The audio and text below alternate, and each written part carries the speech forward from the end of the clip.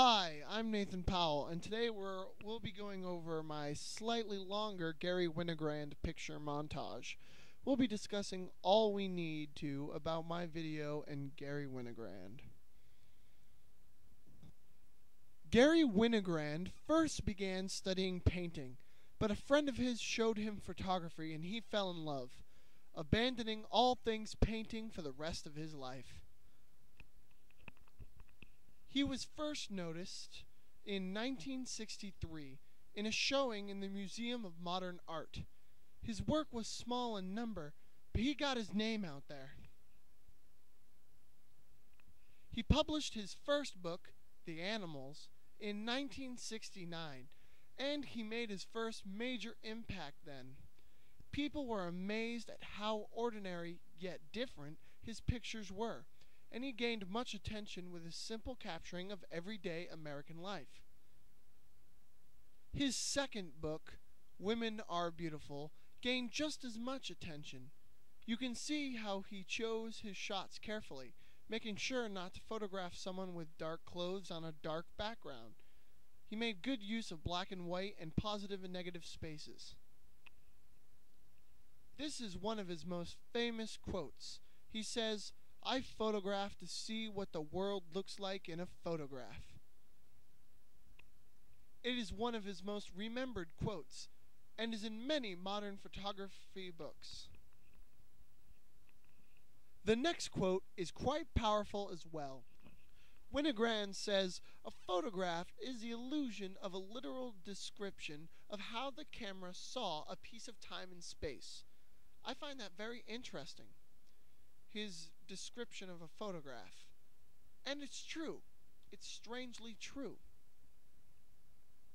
Okay, now I try my best to capture Winogrand's style of photography, so I threw in a few of my own shots into the mix. Here's one of a classmate of mine at his locker. Just him in his everyday life, just like Winogrand would have done it.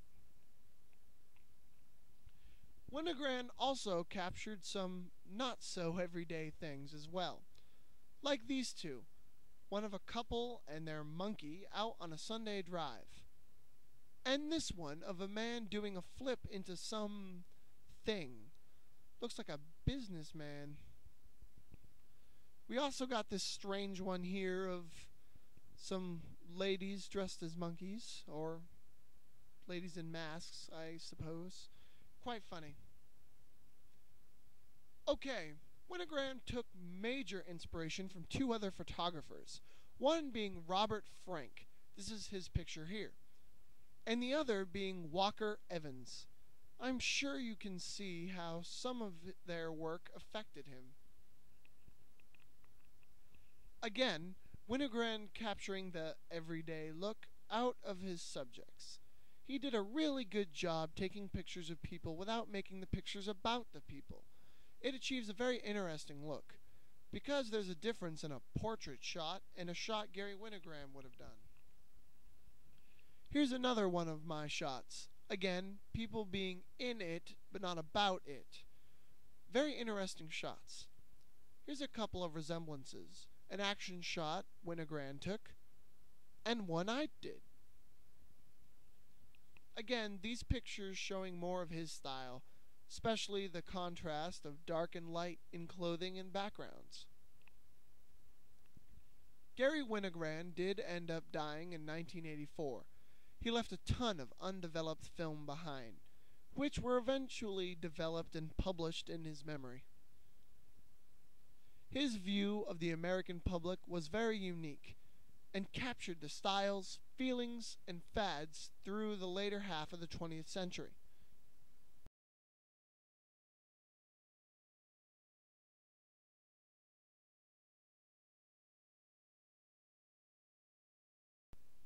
Again, here's a few pictures I took in his style. I tried my best to use the shadows and highlights along with my pictures. It's why I changed them to black and white. I beefed up both the highlights and the shadows of the original pictures to create a much better contrast in the black and white versions. I recommend it for any black and white photo. Again, His chronicling of the 1960s and 80s will be remembered for as long as there are eyes to look upon his pictures.